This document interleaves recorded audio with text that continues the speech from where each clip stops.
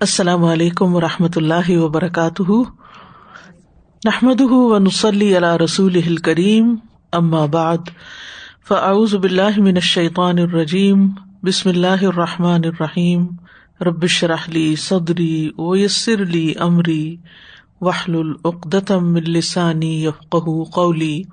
قیامت کے دن کے بارے میں اللہ سبحانہ وتعالیٰ فرماتے ہیں، بسم اللہ الرحمن الرحیم، لا اقسم بیوم القیامہ ولا اقسم بالنفس اللوامہ، ایحسب الانسان ان لن نجمع عظامہ، بلا قادرین علی ان نسوی بنانہ، بل یرید الانسان لیفجر امامہ، یسأل ایان یوم القیامہ، فإذا برق البصر وخسف القمر وجمع الشمس والقمر، یقول الانسان یومئذ این المفر، کلا لا وزر الی ربک یومئذ المستقر۔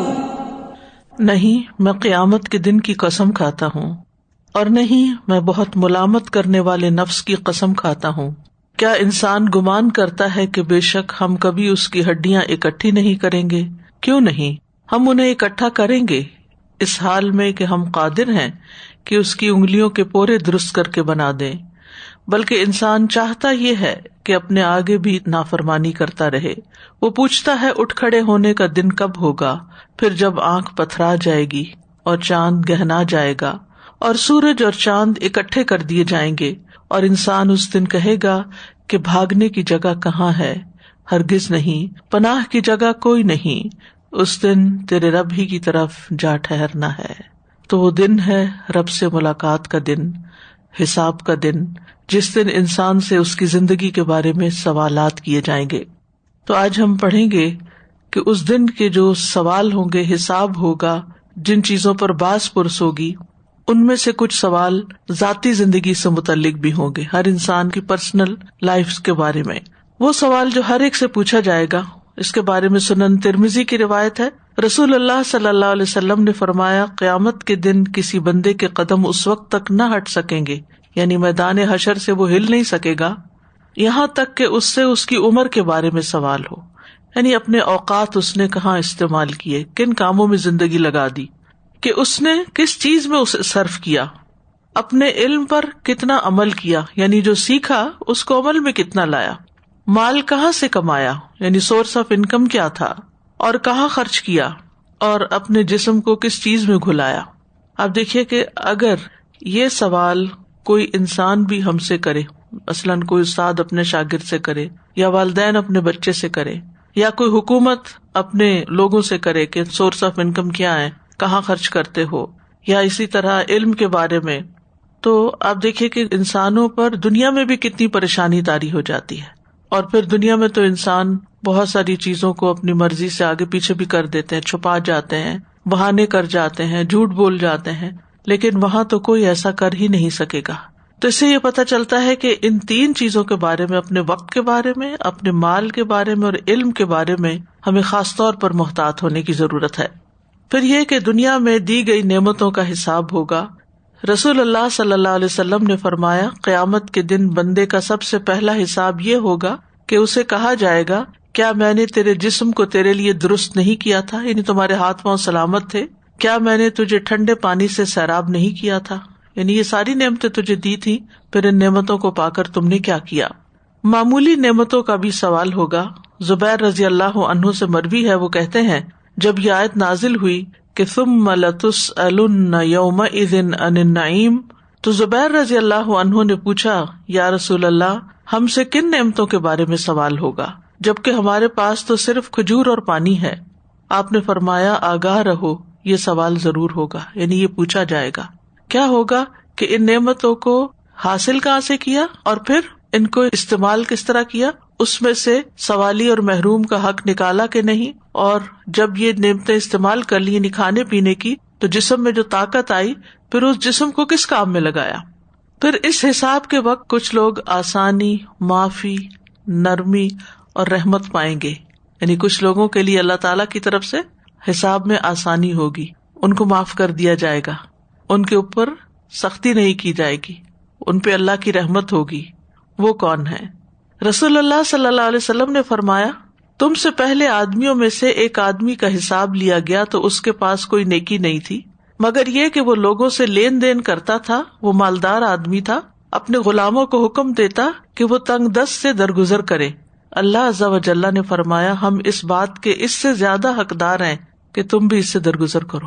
یعنی جو شخص لوگوں کو آسانیاں دے، معاملے میں آسان ہو، جس سے ڈیل کرنا آسان ہو، جس سے بات کرنی آسان ہو، جس کے ساتھ رہنا سہنا آسان ہو، جس سے انسان بات کرے تو کسی پریشانی کا شکار نہ ہو، تو جو شخص دنیا میں دوسروں کے لیے آسانی پیدا کرتا ہے کسی بھی اعتبار سے، تو اللہ سبحانہ وتعالیٰ قیامت کے دن اس کا حساب آسان لیں گے. فَسَوْفَ يُحَاسَبُ حِسَابًا يَسِيرًا وَيَنْقَلِبُ إِلَىٰ أَهْلِهِ مَسْرُورًا. تو ہمیں بھی دیکھنا چاہیے کہ ہم سے لوگ کتنے کمفرٹیبل ہوتے ہیں. کیا وہ اپنے دل کی بات ہم سے کہہ سکتے ہیں؟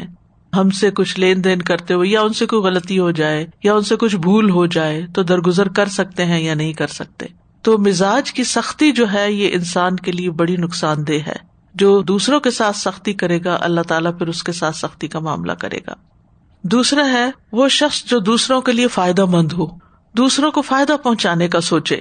رسول اللہ صلی اللہ علیہ وسلم نے فرمایا، وہ لوگ اللہ تعالیٰ کو زیادہ محبوب ہیں جو دوسرے لوگوں کے لیے زیادہ فائدہ مند ہوں، اور اللہ عز و جل کے ہاں سب سے زیادہ پسندیدہ اعمال یہ ہیں کسی مسلمان کو خوش کرنا یا اس سے کوئی تکلیف دور کر دینا، اس کا قرضہ چکانا اور اسے کھانا کھلانا. اور مجھے کسی بھائی کی ضرورت پوری کرنے کے لیے اس کے ساتھ چلنا اس مسجد نبوی میں 1 مہینہ اعتکاف کرنے سے زیادہ محبوب ہے کہ میں کسی کے ساتھ جاؤں اور اس کا مسئلہ حل کرا دوں. اور جس نے اپنے غصے کو روک لیا، کنٹرول کر لیا، اللہ اس کی خامیوں پہ پردہ ڈال دے گا. ہر انسان کے اندر کوئی نہ کوئی کمی کوتاہی ہوتی ہے، تو جو دوسروں پر غصہ نہیں کرے گا، سختی نہیں کرے گا، اللہ تعالیٰ اس کو بھی ڈھانک دے گا. جو آدمی اپنے غصے کو نافذ کرنے کے باوجود پی گیا، اللہ قیامت کے دن اس کے دل کو امیدوں سے بھر دے گا. یعنی اس دن اس کے اندر ایک امید ہوگی. 2 چیزیں ہوتی ہیں نا انسان کے اندر کسی بھی موقع پر، یا اس کے اندر خوف ہوتا ہے یا اس کے اندر امید ہوتی ہے. مثلا آپ ایئرپورٹ پہ جاتے ہیں تو اگر آپ لیٹ پہنچے ہیں تو آپ کو کیا خوف ہوتا ہے کہ شاید اب چیک ان نہ کروا سکوں، اور دوسرا یہ ہوتا ہے کہ نہیں میں ٹائم پر ہوں، کوئی مسئلہ نہیں ہے، ہو جائے گا. کیونکہ ہر ٹریولنگ میں گھبراہٹ تو ہوتی ہی ہے، چاہے آپ 3 گھنٹے پہلے ہی جا کے بیٹھ جائیں، پھر بھی جب تک آپ چیک ان کر نہیں چکتے تو آپ کو ہوتا ہے کہ پتہ نہیں کیا بنے گا ابھی. تو کچھ تو ہمارے مزاج کے اندر بھی انگزائٹی ہوتی ہے، کچھ جلد بازی ہوتی ہے بعض اوقات، تو اس کی وجہ سے پریشان ہوتے ہیں. لیکن ایک یہ کہ اللہ کی طرف سے دل میں سکینت کا ڈال دیا جانا کہ مشکل سے مشکل موقع پر انسان گھبرائے نہیں. اور یہ اس وقت ہوتا ہے جب آپ دوسروں کی مشکل کو آسان کرتے ہیں. غار ثور میں جب نبی صلی اللہ علیہ وسلم تھے تو اس وقت حضرت ابوبکر صدیق رضی اللہ عنہ گھبرا گئے تھے جب مشرکین کو انہوں نے بالکل غار کے قریب دیکھا، لیکن آپ اس وقت بھی اطمینان میں تھے، سکینت میں تھے. آپ نے فرمایا لا تحزن ان اللہ معنا، غم نہیں کرو اللہ ہمارے ساتھ ہے. یہ یقین کس شخص کو ہوتا ہے کہ جو زندگی میں اچھے کام کرتا رہے، رب کی رضا کے کام کرتا رہے، اور ان نیکیوں کی وجہ سے اس کے دل کے اندر ایک اطمینان رہتا ہو. جب اوور آل آپ کی شخصیت کے اندر یعنی آپ کے مزاج کے اندر ایک اطمینان ہوتا ہے، ایک امید ہوتی ہے، تو پھر خوف اور گھبراہٹ کے موقع پر بھی امید زیادہ ہوتی ہے بنسبت فکر اور خوف کے. تو اس کو کرنے کے لیے اوپر جو کام بتائے ہیں، کسی کو خوش کرنا، کسی کی تکلیف دور کر دینا، کسی کا قرضہ چکا دینا، کسی کو کھانا کھلا دینا، کسی کی ضرورت پوری کرنے کے لیے اس کے ساتھ. مثلا بعض اوقات ہوتا ہے کہ کچھ خواتین ہوتی ہیں وہ اکیلے شاپنگ کرنے سے گھبراتی ہیں، ضرورت کی چیز بھی خریدنی ہو تو اکیلے نہیں جا سکتے، تو آپ اپنا وقت نکالتے ہیں، تو آپ کہتے ہیں چلو میں تمہارے ساتھ چلتی ہوں اور جلدی کام نپٹا لیں گے. کوئی ڈاکٹر کے پاس جانا چاہتا ہے، ڈرائیو نہیں کر سکتا، آپ اس کو لے جاتے ہیں. اسی طرح کسی کو کسی اور چیز کی ضرورت ہے، کوئی مشکل ہے، تو آپ اپنے اوقات میں سے کچھ وقت نکال کے دوسرے کے لیے آسانی پیدا کرتے ہیں. اسی طرح کھانا کھلانا اور غصے کو کنٹرول کرنا. ایک ہوتا ہے کسی کے ساتھ احسان کرنا، اور دوسرا یہ کہ دوسرے سے اپنی ناراضگی کو دور رکھنا. ہر انسان سے کوئی نہ کوئی غلطی ہوتی ہے، تو اگر غصہ ایک حد کے اندر ہو تو اس پر ملامت نہیں ہے، لیکن غصہ جب حد سے بڑھ جائے اور آپ ظالم بن جائیں، فزیکل ابیوز کریں، مار پٹائی شروع کر دیں، دروازے توڑنے شروع کر دیں، چیخو پکار شروع کر دیں اور ایک طوفان کھڑا کر لیں چھوٹی سی بات پر، اور بات سمجھ کے نہ دیں، بات کرنا نہ چاہیں اور غصے کو لمبائی کرتے چلے جائیں، تو یہ چیز ناپسندیدہ ہے۔ فرمایا جو اپنے بھائی کے ساتھ اس کی ضرورت پوری کرنے کے لیے چلا، اللہ تعالیٰ اس کو اس دن ثابت قدم رکھے گا جس دن قدم ڈگمگا جائیں گے۔ یعنی آپ کسی کے ساتھ چلتے ہیں تو اللہ تعالیٰ آپ کو قیامت کے دن ثابت قدمی دے گا۔ اور بد اخلاقی اعمال کو یوں تباہ کرتی ہے جیسے سرکہ شہد میں بگاڑ پیدا کر دیتا ہے۔ شہد ویسے تو میٹھا ہوتا ہے، لیکن اگر آپ اس میں سرکہ ڈالے، وہ ایک دوا بنتی ہے نا جو ہارٹ کھولنے کے لیے بنتی ہے، تو اس میں سرکہ بھی ہوتا ہے اور اس میں شہد بھی ہوتا ہے اور بھی کچھ انگریڈینٹس ہوتے ہیں، تو آپ نے دیکھا ہوگا کہ اس کا ذائقہ کھٹا ہو جاتا ہے، یعنی شہد پھر شہد نہیں رہتا بلکہ سرکے کا اثر زیادہ ہو جاتا ہے اس پر۔ تو بد اخلاقی بھی سرکے کی طرح ہے جو مٹھاس کو ختم کر دیتی ہے۔ یعنی اگر ایک انسان ویسے بہت اچھا ہے، خرچ بھی کرتا ہے، جیسے ہسبینڈ وائف کا ریلیشن شپ ہوتا ہے، تو کچھ ہسبینڈ ویسے بہت کھلی چھٹی دیتے ہیں، جو چیز چاہے کر لو، جو کھاؤ، جو پیو، جو بناؤ، جو پہنو، پیسے بھی خوب دیتے ہیں، لیکن بعض اوقات چھوٹی چھوٹی بات پر اتنا شدید غصہ کر جاتے ہیں، اتنی بد اخلاقی کا مظاہرہ کرتے ہیں کہ ساری خوشیوں پر پانی پھر جاتا ہے۔ تو اس سے بھی بچنا چاہیے، کیونکہ بہت سے گھر اس سے خراب ہوتے دیکھے ہیں کہ جس میں ناروا قسم کا غصہ اور ناروا قسم کی سختی اور پابندی جو ہے وہ دوسروں کا گلا گھونٹ دیتی ہے۔ پھر اسی طرح جہنم سے بچنے کے لیے بچیوں کی خوش دلی سے پرورش کرنا۔ رسول اللہ صلی اللہ علیہ وسلم نے فرمایا جس کی 3 بیٹیاں ہوں اور وہ ان پر صبر کرے اور محنت اور کوشش کر کے ان کو کھلائے پلائے اور انہیں پہنائے تو وہ اس کے لیے قیامت کے دن آگ سے آڑ ثابت ہوگی، یعنی قیامت کے دن وہ آگ میں جانے سے اس کو روک دیں گی۔ اب اس میں دیکھیے کہ کیا چیزیں، صرف 3 بیٹیاں ہونا کافی نہیں۔ بازو کا تو ہوتا ہے کسی کی تیسری بیٹی ہے تو اس کو خوشخبری سنانے لگتے ہیں اب تو جنت تمہاری پکی ہوگی، نہیں، بات یہ ہے کہ ان بیٹیوں کے ساتھ سلوک کیسے ہو رہا ہے یہ میٹر کرتا ہے۔ ان پر صبر کرے، کیونکہ بیٹیاں جسے کہتے ہیں نا کہ پرائی امانت ہوتی ہیں۔ آپ اگر غور کریں تو ایک بچی کو آپ پیدا کرتے ہیں، اسے کھلاتے ہیں، پلاتے ہیں، پڑھاتے ہیں، لکھاتے ہیں، اس کی ساری ضروریات پوری کرتے ہیں، پھر جب وہ جوان ہو جاتی ہے آپ اس کی شادی کر دیتے ہیں اور اس کے بعد شوہر کا حق آپ سے زیادہ ہو جاتا ہے اس پر، یعنی پورا انویسٹ آپ نے کیا اور اب ان کی مرضی کہ وہ ملنے بھی دیں کہ نہ ملنے دیں۔ کتنی ایسی کہانیاں۔ تو پھر اس وقت کیا چیز صبر دلاتی ہے انسان کو؟ یہی چیز صبر دلاتی ہے کہ میں نے اللہ کی خاطر پالا تھا، میں نے اللہ کی خاطر اس پہ خرچ کیا، اس کی تعلیم پہ خرچ کیا، اس کے لباس پہ، اس کے سب چیزوں پہ، اس کو ایک اچھی خاتون بنایا، اب جو کچھ یہ کرے گی تو ہمارے لیے صدقہ جاریہ ہوگا، اس کے اچھے نیک کام۔ لیکن ان سب کا اللہ کی خاطر کرنا بہت ضروری ہے، اور صبر کے ساتھ۔ یہ نہیں کہ بیٹیوں کو تانے دینے شروع کر دو، کیونکہ کچھ لوگ خرچ بھی کر رہے ہوتے ہیں، تانے بھی ساتھ ساتھ دیے چلے جاتے ہیں، برا سلوک بھی کر رہے ہوتے ہیں، تو اس سے بھی بچنے کی ضرورت ہے۔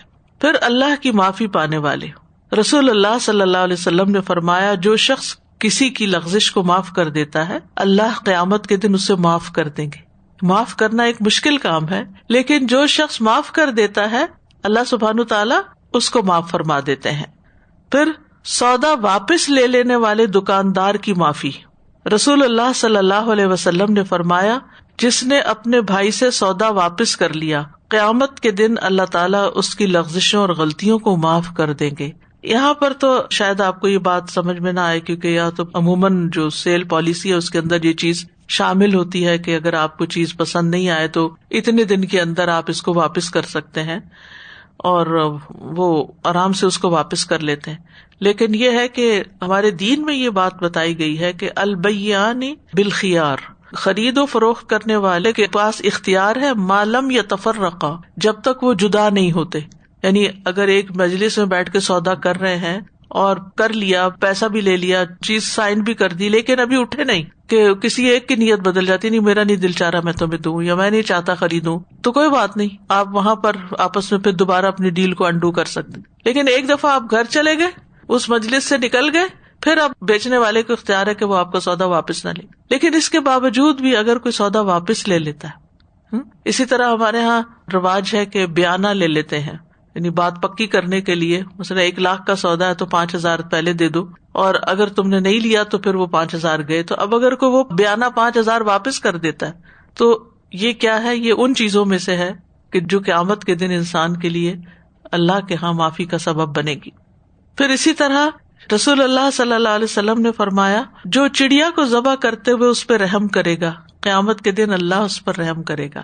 یعنی اللہ کی رحمت پانے والے لوگ ہیں. کرو مہربانی تم اہل زمین پر، خدا مہربان ہوگا عرش بری پر.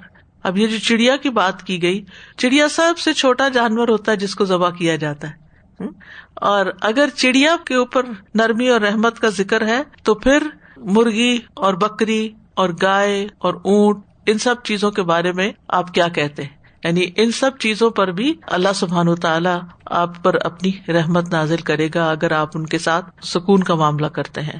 اس دفعہ کی بقرہ عید تھی تو الحمدللہ میرے نواسے نے ہی سارے بکرے کو 4-5 مختلف لوگوں کے تھے، سب ذبح کیے. تو میں اس سے پوچھ رہی تھی کہ تمہیں ڈر نہیں لگا؟ اس نے آگے سے کچھ کیا نہیں. تو کہہ رہا تھا کہ نہیں، اس پہ ہم ہاتھ پھیرتے تھے اور بسم اللہ پڑھتے تھے تو سکون کے ساتھ وہ لیٹ جاتا تھا. تو یہ ہے کہ اگر آپ ذبح سے پہلے پانی پلا دیں، اس کی آنکھیں ڈھانپ دیں، وہ جو آپ نے شاید دیکھا بھی ہو مرسی ذبیحہ، جس میں وہ بسم اللہ الذی لا یضر پڑھ کے پھر کانوں کو آنکھوں کے اوپر لے آتے ہیں کہ ذبیحہ خود چھری نہ دیکھے، چھری تیز ہوتے ہوئے نہ دیکھے، اور پھر تیز چھری کے ساتھ بسم اللہ پڑھ کے فوراً ذبح کر دیا جائے. تو وہ سرنڈر کر دیتے کیونکہ اللہ نے ان کو بنایا، اس لیے اللہ نے انہیں انسانوں کے لیے مسخر کیا ہے. تو جب نرمی کا معاملہ ان کے ساتھ کرتے ہیں تو وہ بھی آگے سے نرمی کا ہی معاملہ کرتے ہیں. پھر اسی طرح یہ ہے کہ جو بندہ کسی کے ظلم کو معاف کر دیتا ہے اللہ قیامت کے دن اس کی عزت بڑھا دے گا. یعنی ایک تو دنیا کی عزت ہے نا، تو دنیا میں ہمیں جاننے والے زیادہ سے زیادہ کتنے لوگ ہوں گے؟ اگر ہماری عزت کو کوئی حرف آئے، کوئی کمی بیشی ہو تو میکسیمم کیا ہوگا. لیکن قیامت کے دن تو اولین و آخرین جمع ہوں گے ایک جگہ. اگر کسی کی بے عزتی ہوتی ہے اور وہاں کسی کو ذلت کا سامنا کرنا پڑتا ہے، وہ جو دعا ہے نا وَلَا تُخْزِنَا يَوْمَ الْقِيَامَةِ، تو وہ جہنم میں جانا جو ہے وہ سب سے بڑی رسوائی کی بات ہے کہ کسی کے بارے میں بھی یہ کہا جائے کہ اس کو جہنم میں پھینک دیا جائے.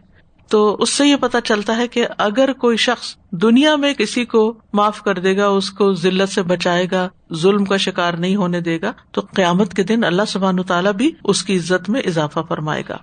پھر اسی طرح کچھ اذکار ہیں، قرآن کا پڑھنا ہے جو قیامت کے دن کام آنے والے ہیں. رسول اللہ صلی اللہ علیہ وسلم نے فرمایا جو آدمی صبح اور شام 100 مرتبہ سبحان اللہ و بحمدہ پڑھتا ہے، قیامت کے دن کوئی اس سے زیادہ افضل عمل نہیں لا سکتا سوائے اس کے جس نے اس کے برابر یا اس سے زیادہ پڑھا ہو. کتنا آسان سا نسخہ ہے، آسان سا کام ہے، لیکن ہم بھول جاتے ہیں. تو ہمیں یہ ریمائنڈر چاہیے ہوتے ہیں. اس میں میری تو کوشش یہ ہوتی ہے کہ سنت اور فرض کے بیچ میں اس کو پڑھ لوں، کیونکہ بعض اوقات فرض پڑھ کے پھر انسان صبح شام کے اذکار کر کے اور کاموں میں لگ جاتا ہے. تو اگر آپ ایک ٹائم فکس کر لیں نا اپنے لیے تو اس سے پھر رہتا نہیں. ورنہ جب تک میں نے اس کا ٹائم نہیں فکس کیا تھا نا تو وہ کبھی ہو جاتا تھا، کبھی یہ کہ سورج نکل جاتا تھا اور پھر بعد میں پڑتی تھی. تو افضل وقت اس کے پڑھنے کا ہے فجر کی اذان سے لے کر سورج نکلنے تک. یہ بیسٹ ٹائم ہے جس میں یہ ذکر کرنا چاہیے. اسی طرح ایوننگ اذکار میں عصر کی اذان سے لے کر مغرب تک. پھر قرآن کا پڑھنا، یعنی یہ بھی انسان کی عزت بڑھائے گا قیامت کے دن. یعنی آپ اپنے ساتھ باندھ لیں، کچھ نہ کچھ اس میں سے سیکھتے رہیں، سمجھتے رہیں، غور و فکر کرتے رہیں، تدبر کرتے رہیں. رسول اللہ صلی اللہ علیہ وسلم نے فرمایا قیامت کے دن قرآن اور اہل قرآن جنہوں نے اس پر عمل بھی کیا ہوگا ان کو لایا جائے گا. سورۃ البقرہ اور آل عمران ان کے آگے آگے ہوں گے. تو اس سے یہ پتا چلتا ہے کہ خاص طور پر یہ 2 صورتیں ضرور پڑھنی چاہیے. اس کا بھی طریقہ کیا ہے؟ مثلا عصر کی نماز کے بعد آپ ہر روز پوری سورت پڑھ سکے تو بہت اچھا، لیکن اگر پوری سورت نہیں تو آدھا آدھا پارہ پڑھ لیں، 5 دن میں ہو جائے گی. روب پڑھ لیں، روب کا بھی آدھا کر لیں، اس کا بھی آدھا کر لیں، 1-2 صفحے پڑھ لیں. لیکن اگر آپ اس طریقے سے اپنے اوپر باندھ لیں گے تو انشاءاللہ آپ کی کچھ نہ کچھ دن کے اندر سورۃ البقرہ پوری ہو جائے گی اور پھر سورۃ آل عمران پوری ہو جائے گی. پھر دوبارہ سے البقرہ اور آل عمران شروع کر دیں، کیونکہ سورۃ البقرہ میں خاص طور پر احکامات بہت زیادہ ہیں جو ہماری روزمرہ کی زندگی سے متعلق ہیں. تو اس کا بہت اچھا ریمائنڈر ہوتا ہے. کسی دن انسان کا کیسا موڈ ہوتا ہے، کسی دن انسان کی دل کی حالت کیسے ہوتی ہے. پھر جب انسان ان کو پڑھتا ہے تو ایک دفعہ میں عمل نہیں ہوا تو دوسری دفعہ میں نہیں ہوا تو تیسری دفعہ. اور پھر آپ نے دیکھا ہوگا کہ تیسرا پارہ جہاں سے شروع ہوتا ہے وہاں صدقہ خیرات کی کتنی آیتیں ہیں، اور پھر اس کے ادب آداب بھی بتائے گئے ہیں. تو یہ ہو نہیں سکتا کہ آپ وہ آیتیں بار بار پڑھیں اور پھر آپ صدقہ نہ کریں، اور صدقہ کریں تو اس کے آداب کا خیال نہ رکھیں. تو یہ صورتیں پھر انسان کے لیے عزت کا باعث بنے گی. رسول اللہ صلی اللہ علیہ وسلم نے فرمایا قیامت کے دن قرآن اس آدمی کے روپ میں آئے گا جس کا رنگ اڑا ہوا ہوگا. یعنی قرآن کو ایک جسم دیا جائے گا جس کا رنگ اڑا ہوا ہوگا، اور وہ اپنے ساتھی سے پوچھے گا کیا تو مجھے پہچانتا ہے؟ پھر قرآن اپنا تعارف پیش کرتے ہوئے کہے گا میں وہی ہوں جو تجھے راتوں کو بیدار رکھتا تھا. یعنی رات کو بھی تم قرآن پڑھتے تھے. اب آپ دیکھ لیں تہجد میں کتنا قرآن پڑھتے ہیں آپ، کیونکہ وہ وقت سب سے افضل وقت ہے قرآن کے پڑھنے کا.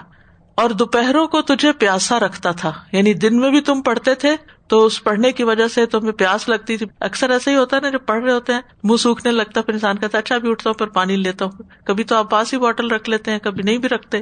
تو یہ ایک یقینی بات ہے کہ انسان علم حاصل کرتے یا سیکھتے سکھاتے ہوئے اس کے اوپر ایک جسمانی تکلیف آتی ہے.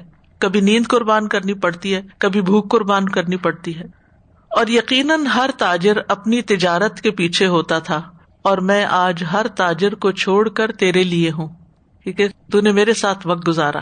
پھر اسے دائیں ہاتھ میں بادشاہت اور بائیں ہاتھ میں ہمیشگی دے دی جائے گی. اس کے سر پر وقار کا تاج رکھا جائے گا. اس کے والدین کو 2 عمدہ پوشاکیں پہنائی جائیں گی. وہ اتنی قیمتی ہوں گی کہ دنیا و مافیہ کی قیمت ان کا مقابلہ نہیں کر سکتی. یعنی اتنا قیمتی ڈریس ہوگا وہ. پھر وہ دونوں کہیں گے اے رب یہ ہمارے لیے کہاں سے، یہ اتنا قیمتی لباس؟ تو کہا جائے گا اپنے بچے کو قرآن سکھانے کی وجہ سے، تم نے اپنے بچے کو بھی سکھایا. تو مائیں صرف خود ہی نہ سیکھتی پڑھتی رہیں بلکہ بچوں کو بھی پڑھائیں، ناظرہ بھی پڑھائیں، ترجمہ بھی پڑھائیں، اور ان کو اس کے ساتھ مشغول رکھیں. دیکھیں جب بچے چھوٹے ہوتے ہیں نا تو جلدی ہاتھ آتے ہیں، جب بڑے ہو جاتے ہیں پھر بات نہیں سنتے، اور پھر جب شادیاں ہو جاتی ہیں تو بالکل ہی آؤٹ آف کنٹرول ہو جاتے ہیں. اپنی زندگی ہوتی ہے ان کی. لیکن ایسا بھی ہو سکتا ہے نا ہفتے میں کوئی ایک دن رکھ لیں کہ اس میں اگر بچے جمع ہوتے ہیں تو اس وقت کچھ آیتیں ان کے ساتھ پڑھ لی جائیں. اگر جمع نہیں ہوتے تو فون پر کوئی نہ کوئی سلسلہ کر لیا جائے. یعنی ہر ایک اپنے اعتبار سے، جس کے بچے چھوٹے ہیں وہ اپنا اسکیڈول بنائے، جس کے بڑے ہیں وہ اپنا بنائے. جنہوں نے ناظرہ پڑھ لیا ہے وہ ترجمے کے ساتھ پڑھے، جنہوں نے ترجمہ پڑھ لیا وہ تفسیر پڑھے، جنہوں نے ایک تفسیر پڑھ لی دوسری پڑھے. کوئی لیکچر سننے کو دے، اکٹھے بیٹھ کے سنیں پھر اس پر ڈسکس کریں. یعنی کوئی نہ کوئی ذریعہ گھر کے اندر اس سے خیر و برکت ہوتی ہے. اگر بچے نہیں تو ہسبینڈ وائف کسی اور کے ساتھ کچھ نہ کچھ وقت جو ہے اپنی ذاتی طریقے پر ضرور قرآن کے ساتھ صرف کرے. پھر بے شک صاحب قرآن کو قیامت کے دن کہا جائے گا پڑھتا جا اور جنت کے درجے چڑھتا جا، اور اس طرح ٹھہر ٹھہر کر پڑھ جس طرح دنیا میں ٹھہر ٹھہر کے پڑھتا تھا. بس تیرا مقام وہ ہوگا جہاں تیری آخری آیت ہوگی. تو جتنا زیادہ انسان پڑھے گا اتنا ہی فائدہ ہوگا. تو یہاں تک ذاتی زندگی سے متعلق کچھ چیزیں تھی جو آپ کو اپنی پرسنل لائف کے اندر امپروومنٹ کرنی ہے. استاد جی میں تو بس یہ جو بالکل شروع میں ہی آپ نے کہا نا 3 چیزوں کے بارے میں سوال، علم پر عمل، یہ نہیں کہ علم کتنا حاصل کیا، علم کے حاصل کرنے پہ سوال نہیں ہے، علم پر عمل پہ سوال ہے. استاد جی وہ بہت زیادہ اسکیری تھا ایک تو، اور دوسری جو بچیوں کے بارے میں آپ نے فرمایا نا کہ اچھی تربیت اور پھر ان کی شادی، تو جیسے آپ نے کہا کہ ساری انویسٹمنٹ آپ کی ہوتی ہے اور پھر جب چلی جاتی ہے اور اٹھاتا ہے. تو استاد سب سے زیادہ اس میں یہ بات کہ اتنی محنت سے آپ ان کو پالتے ہیں، اتنی محبت سے پالتے ہیں، پھر اب جیسے بیچاریوں کے ٹائم پہ رشتے وغیرہ نہیں ہو رہے ہوتے تو اتنے پریشان ہوتے ہیں والدین. مجھے اتنا رحم اس چیز پہ بھی آتا ہے کہ خود ہی پہلے دعائیں کر کے ہم اولاد لیتے ہیں، اس کو پالتے ہیں کرتے ہیں، اور آپ خود ہی دعائیں کر رہے ہیں کہ یہ جائے ہمارے پاس سے. اللہ نے ایسا رکھا ہے. لیکن بعض اوقات ایسا ہوتا ہے نا کہ جن کی صرف بیٹیاں ہوتی ہیں بیٹا نہیں ہوتا، اور بڑھاپے میں بیٹیاں اپنی مجبوریوں کی وجہ سے خدمت پہ نہیں آ سکتی، تو اس وقت انسان کے دل پہ بڑی عجیب گزرتی ہے کہ پالا ہم نے لیکن ہم ان سے فیض نہیں اٹھا سکے. تو والدین کو فیض پہنچانے کا طریقہ یہی ہے کہ ان کے لیے دعائیں کی جائیں، نیک عمل کیے جائیں تاکہ ان کے حق میں صدقہ جاریہ بنے.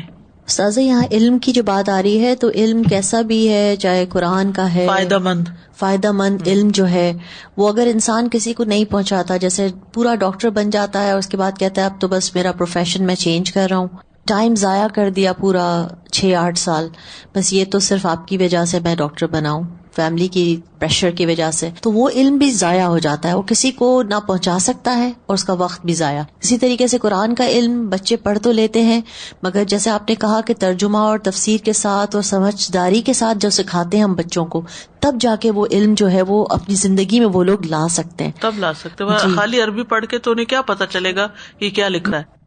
پھر ہے ساری مخلوق کے سامنے بلا کر اجر دیے جانے والے لوگ. رسول اللہ صلی اللہ علیہ وسلم نے فرمایا جو شخص اپنے غصے کو قابو میں رکھے گا جبکہ وہ اس پر عمل کرنے کی قدرت بھی رکھتا ہو، یعنی غصہ نافذ بھی کر سکتا ہو، اللہ عز و جل اسے قیامت کے دن ساری مخلوق کے سامنے بلا کر یہ اختیار دے گا کہ جس حور عین کو چاہے پسند کر لے. پھر تواضع کی نیت سے اچھا لباس ترک کرنے والا، تواضع کی وجہ سے.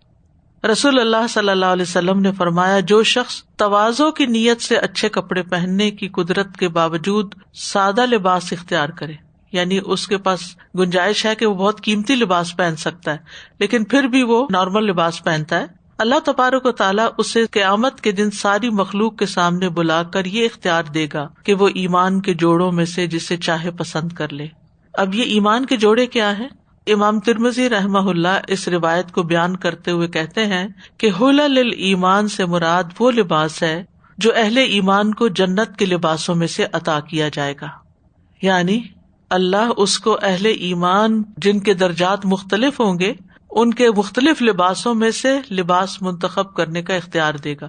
یعنی ہر طرح کے ڈریسز ہوں گے نا ایمان والوں کے، تو اس کو چوائس دی جائے گی کہ تمہیں جو پسند ہے وہ لے لو، لہٰذا وہ سب سے اعلیٰ والا پسند کرے گا. دنیا میں بھی اگر ہمیں چوائس ملے تو ہم سب سے اچھی چیز ہی پسند کرتے ہیں. پھر اسی طرح قیامت کے دن کچھ لوگ بد نصیب بھی ہوں گے جن کی طرف اللہ تعالیٰ دیکھے گا بھی نہیں. وہ کون سے کام ہیں؟ عبداللہ ابن عمر کہتے ہیں کہ رسول اللہ صلی اللہ علیہ وسلم نے فرمایا اللہ اس عورت کی طرف نہیں دیکھتا جو اپنے شوہر کا شکر ادا نہیں کرتی حالانکہ وہ اس سے بے نیاز نہیں ہو سکتی. یعنی عورت جو ہے وہ کتنی بھی اسٹرانگ ہو جائے، فائنینشلی اسٹرانگ ہو، ڈگریاں اس کے پاس ہوں، کچھ بھی ہو، لیکن اس کو بہرحال ایک مرد کی ضرورت رہتی ہے جو اس کو پروٹیکشن دیتا ہے، جو اس کے لیے ایک دنیاوی سہارا ہوتا ہے. لیکن اگر اس سے کوئی غلطی ہو جائے تو معاف نہیں کرتی، اور اگر اس سے کوئی کمی بیشی ہو جائے تو اس کے ساتھ بدسلوکی کرتی ہے، ناشکری کرتی ہے. تو یہ چیز بھی انسان کے لیے اللہ تعالیٰ کی ناراضگی کا سبب ہے. اب یہ شکر گزاری کیسے پیدا کی جائے؟ دوسرے کی اچھائیاں دیکھ کے، جو اس نے ہمارے ساتھ احسان کیا ہے اگر ہم اس کو یاد رکھیں تو پھر شکر کرنے میں، تھینک یو بولنے میں، جزاک اللہ کہنے میں مشکل نہیں ہوتی. لیکن ہم میں سے کتنے لوگ ہیں جو اپنے گھر والوں کو تھینک یو بولتے ہیں اور چھوٹی چھوٹی باتوں پر بول رہے ہیں. اور خوش قسمت ہیں وہ جن کو یہ ایٹیکیٹس، یہ مینرز ہیں، اور جن کو گھٹی میں پلا دیا گیا کہ احسان کوئی بھی کرے اس کو شکریہ کہنا ہے. کیونکہ بعض اوقات ہم گھر والوں کو شکریہ کہنے میں تو شرم محسوس کرتے ہیں کہ کہیں گے کہ اچھا، وہ کہتے ہیں نا تھلے لگنے والی بات، کہ ہم سمجھتے ہیں کہ شاید اگر ہم نے کسی کا شکریہ ادا کیا تو ہماری وہ شاید طاقت میں کمی آ جائے گی یا ہمارا مقام گر جائے گا. ایسا نہیں ہے. من تواضع للہ رفعہ اللہ، جو اللہ کے لیے جھکتا ہے اللہ اس کو بلندی عطا کرتا ہے. چونکہ ہمیں یہ سارے کام اللہ کی خاطر کرنے ہیں، تو اس لیے اگر کوئی سمجھے بھی ہمیں کمزور یا کمتر یا کچھ بھی تو اس سے کیا فرق پڑتا ہے اگر اللہ کی نگاہ میں عزت ہے. پھر بوڑھا زانی مرد اور عورت، نبی صلی اللہ علیہ وسلم نے فرمایا قیامت کے دن اللہ تعالیٰ نہ بوڑھے زانی مرد کی طرف دیکھے گا نہ بوڑھی زانیہ عورت کی طرف، یعنی جو عمر کے اگلے حصے میں پہنچ کر بھی زنا نہ چھوڑیں، بری حرکتیں نہ چھوڑیں. کیونکہ بعض اوقات ایسے واقعات سننے کو ملتے ہیں کہ ایک شخص جو ہے وہ بڑھاپے کو بھی پہنچا ہوا ہے لیکن کسی کو اسپیئر نہیں کرتا اور بری حرکتیں کرنے سے باز نہیں آتا. یعنی جو عادتیں جوانی میں پڑ جاتی ہیں بعض اوقات بڑھاپے میں ان سے چھٹکارا مشکل ہوتا ہے، تو انسان کو دنیا میں ہی توبہ کر لینی چاہیے. پھر اسی طرح جو شخص اپنا کپڑا تکبر کی وجہ سے زمین پر لٹکائے گا تو اللہ تعالیٰ قیامت کے دن اس کی طرف دیکھے گا بھی نہیں. ایک یہ ہے کہ ضرورت کے تحت جیسے نماز پڑھتے ہیں، لمبی چادر ہے، پاؤں ڈھانکنے وہ زمین پہ لگ رہا ہے، وہ اور بات ہے. لیکن ایک یہ کہ آپ اپنے ویڈنگ ڈریس کو اتنا لمبا بنا لیں کہ پھر اترا کے چلیں اور اپنے آپ کو سب سے بہتر سمجھ کر ایسی چیزوں کی نمائش کریں تو یہ پسندیدہ نہیں ہے. پھر والدین کا نافرمان، مردوں کی مشابہت اختیار کرنے والی عورت اور دیوس، ان کی طرف بھی اللہ تعالیٰ قیامت کے دن نہیں دیکھے گا. رسول اللہ صلی اللہ علیہ وسلم نے فرمایا 3 آدمی نہ جنت میں داخل ہوں گے نہ ہی قیامت کے دن اللہ ان کی طرف دیکھے گا. والدین کا نافرمان جو ان کی بات نہ مانے، مردوں کی مشابہت اختیار کرنے والی عورت، یعنی مردوں جیسا ڈریس پہننا، مردوں جیسی باتیں کرنا، ان کی جیسی حرکتیں کرنا، اپنے آپ کو مرد ظاہر کرنا. اور دیوس وہ ہوتا ہے جو بے غیرت ہوتا ہے اپنے گھر میں بے حیائی دیکھتا ہے اور منع نہیں کرتا. اپنی بیوی بچیوں وغیرہ میں وہ غلط کام کرے, بے حیائی کے کام کرے, تو وہ اس کو وسیع ذہن یا براڈ مائنڈیڈنس کہہ کے ان کو الاؤ کرتا ہے. تو کیونکہ مرد کو اللہ تعالیٰ نے قوام بنایا, ذمہ دار بنایا کہ وہ عورت کو پروٹیکٹ کرے دوسرے مردوں سے, لیکن اگر وہ ان کو ان کے حال پہ چھوڑ دیتا ہے تو یہ درست نہیں. اور 3 آدمیوں کی طرف اللہ قیامت کے دن نہیں دیکھے گا: والدین کا نافرمان, عادی شرابی جو شراب سے توبہ نہ کرے, اور کچھ دے کے احسان جتانے والا.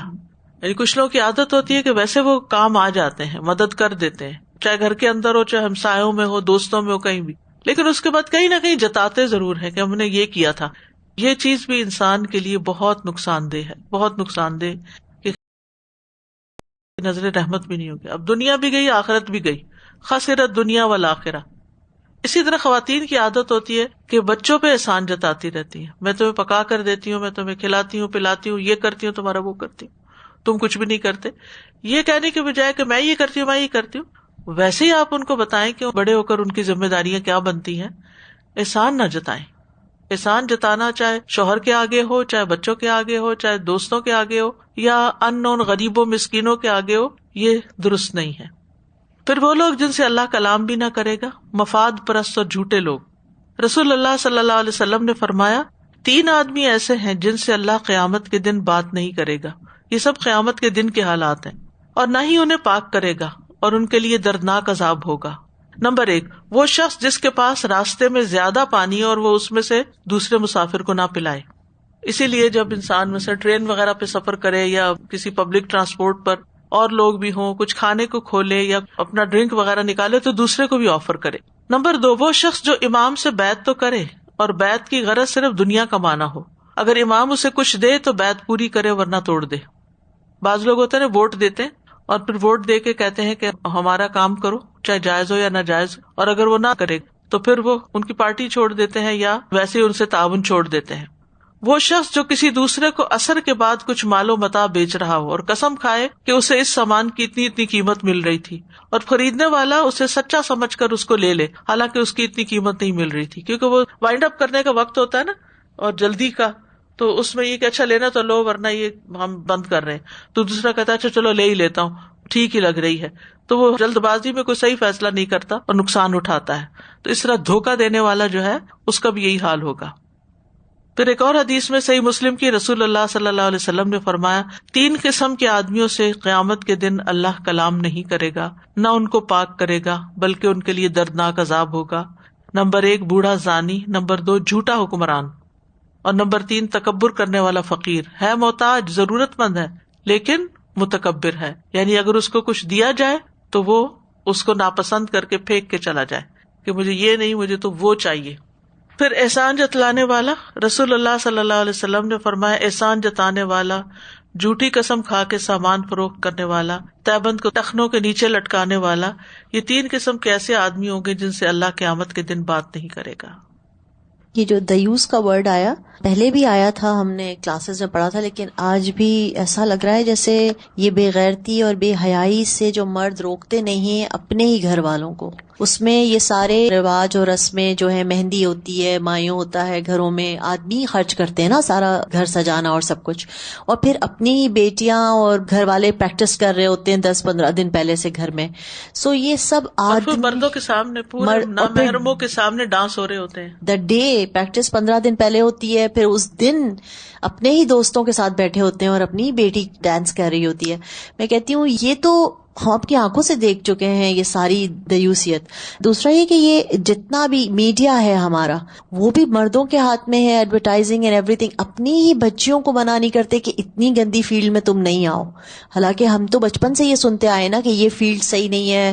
2-4 فیلڈز کے بارے میں تو بالکل بچپن سے بتا دیا جاتا ہے کہ یہ آپ نے نہیں سلیکٹ کرنی, جس میں آپ کی عزت محفوظ نہیں ہے. تو وہ سارے مردوں کو کیا ہوا, اور ہم کہتے ہیں یہ اسلامک جمہوریہ ملک ہے یا یہ اسلامی ملک ہے, اس میں مردوں نے ہی تو سب اجازت دی ہے. یہ استاذہ جی بلکہ مجھے تو یہ لگتا ہے کہ ماڈلنگ کو ہمیشہ سے بتایا گیا کہ ماڈلنگ خراب چیز ہے, لیکن اب دیکھیے ہر بچی ماڈل ہے. فیس بک پہ آپ جائیں, ہر کسی کی ایسی اوٹ پٹانگ تصویریں، اور وہ ماڈلز بیچارے تو پھر بھی کسی روزی روٹی کی خاطر کر رہے ہیں یا کوئی مجبوری میں کر رہا ہے یا کس میں.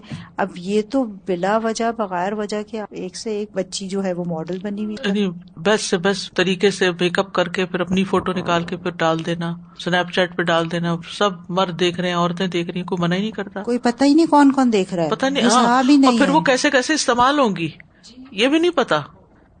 پھر ہے اللہ کی رحمت اور فضل سے محروم لوگ جن سے اللہ سخت ناراض ہوگا. رسول اللہ صلی اللہ علیہ وسلم نے فرمایا، جس نے جھوٹی قسم اس وجہ سے کھائی کہ اس کے ذریعے کسی مسلمان کا مال ناجائز طریقے سے حاصل کرے تو وہ قیامت کے دن اللہ تعالیٰ سے اس حال میں ملے گا کہ اللہ اس پر نہایت غصہ ہوگا. ہر ایک اللہ کے سامنے جا کے کھڑے ہونا ہے نا، اور 1 on 1 بھی ملنا ہے. تو اللہ تعالیٰ انتہائی غضبناک ہوگا اس شخص پر جو جھوٹی قسم کھا کے کسی کا مال ہڑپ کر لے. پھر وہ جن کا کوئی عمل بھی اللہ قبول نہیں کرے گا. صحیح بخاری کی روایت ہے، نبی صلی اللہ علیہ وسلم نے فرمایا، جس نے مدینہ میں کوئی نئی بات پیدا کی، بدعت یا نئی بات کرنے والے کو پناہ دی، اس کا ساتھ دیا، تو اس پر اللہ اور فرشتوں اور انسانوں سب کی لعنت ہے، اور قیامت کے دن اس کا کوئی نیک عمل قبول نہ ہوگا.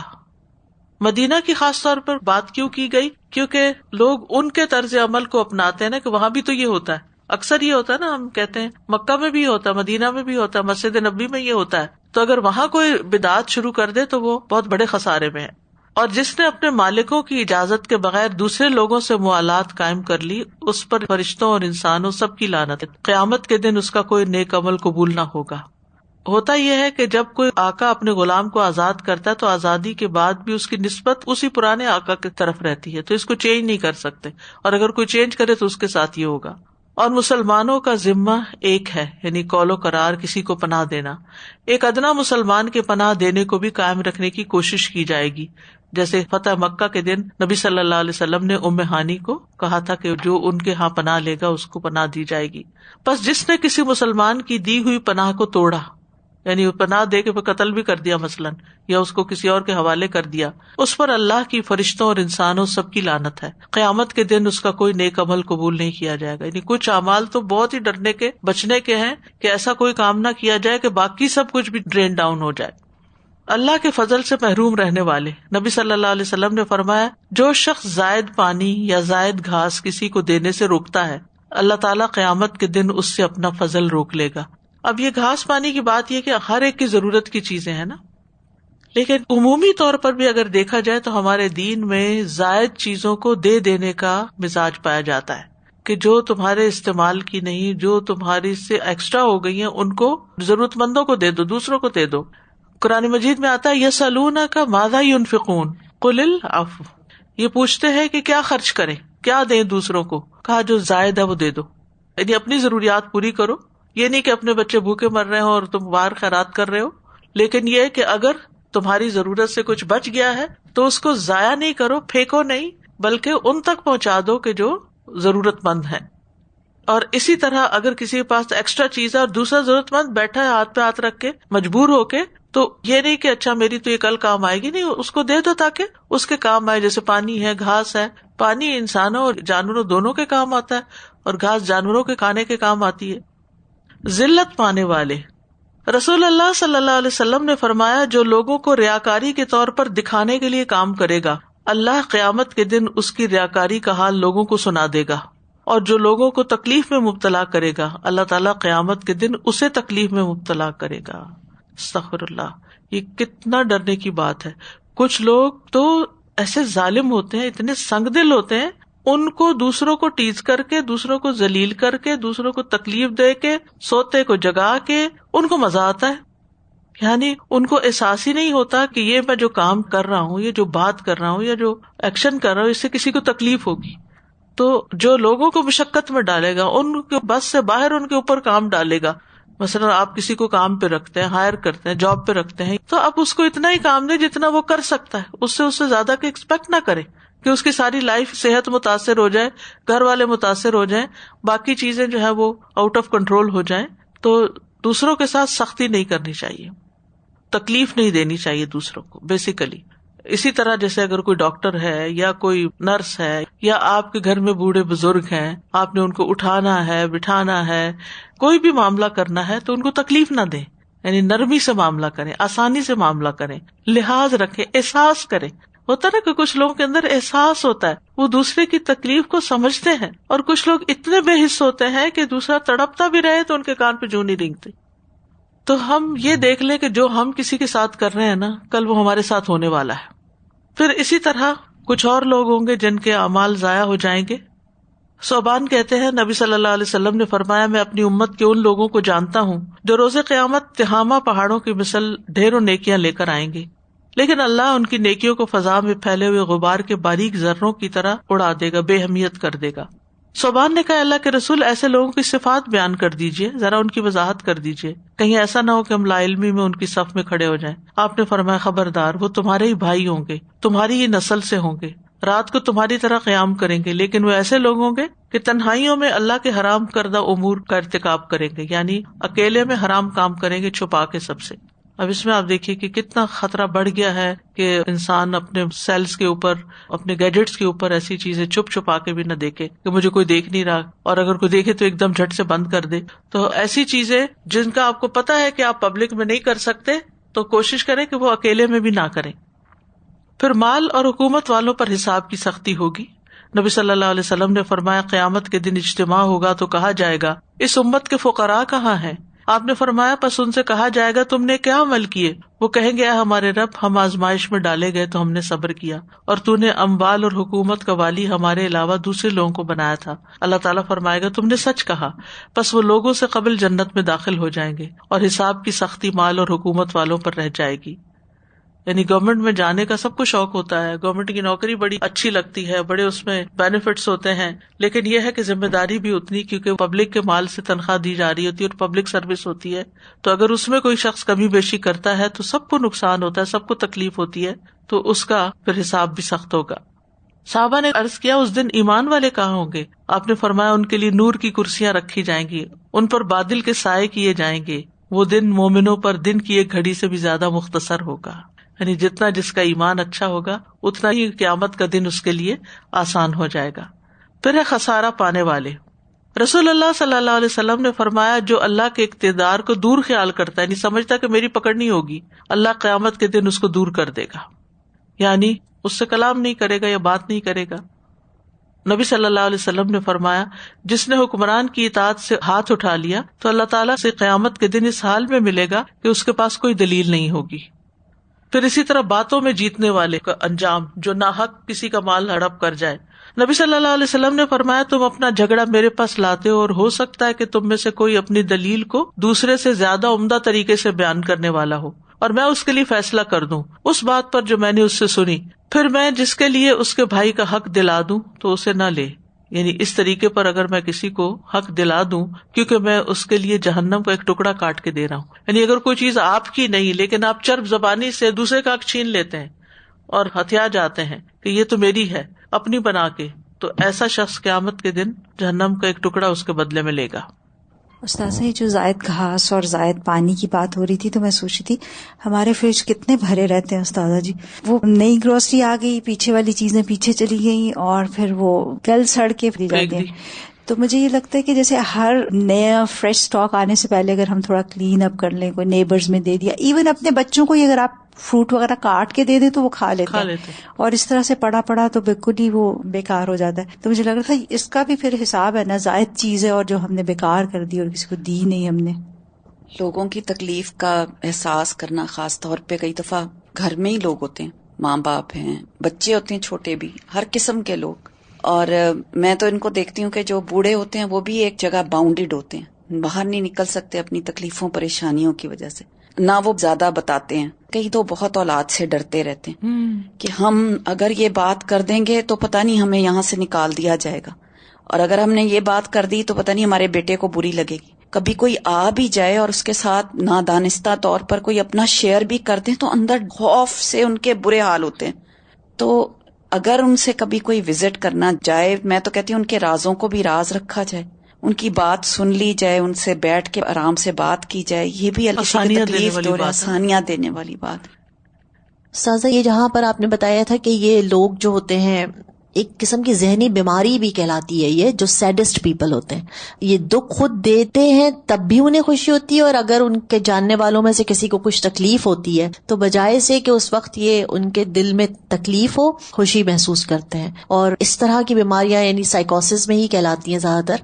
تو یہ سائیکوٹکس ایسے ہوتے ہیں، اگر آپ بتا بھی رہی ہوں گی کہ مجھے آج یہ ہوا، یا میرے کچھ لوگ تو باقاعدہ ہنسنا شروع کر دیں. یہی بتانے والی بچپن سے روکنا چاہیے بچے کو کہ ایک بچہ گرا اور وہ تالیاں بجانا شروع کر، اچھا وہ مزہ آیا تم گرے. ایگزیکٹلی. آپ اپنی تکلیف بتا رہے ہیں، کوئی انسان کسی کی موت پہ گیا ہوا ہے، وہاں پر عجیب طریقے سے ہنسنے لگتے ہیں، ان کو کنٹرول نہیں رہتا کہ وہ اپنے جو احساسات ہیں، جو اندر کی فیلنگ ہے، وہ اوپر نظر آنے لگتی ہے. تو یہ بڑی عجیب سی، اللہ تعالیٰ سب کو اس چیز سے بچائے، مگر یہ گندی بیماری ہے.